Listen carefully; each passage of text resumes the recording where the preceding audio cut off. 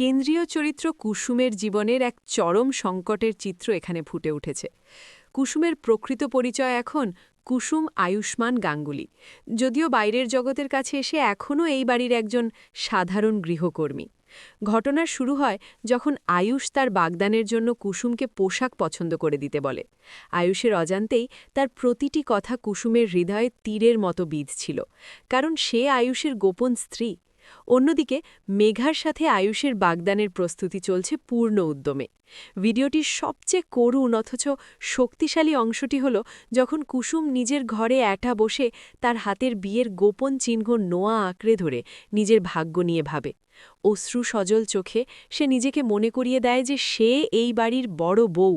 আয়ুষের প্রতি তার নিঃস্বার্থ ভালোবাসা এবং নিজের অধিকার রক্ষার এই লড়াই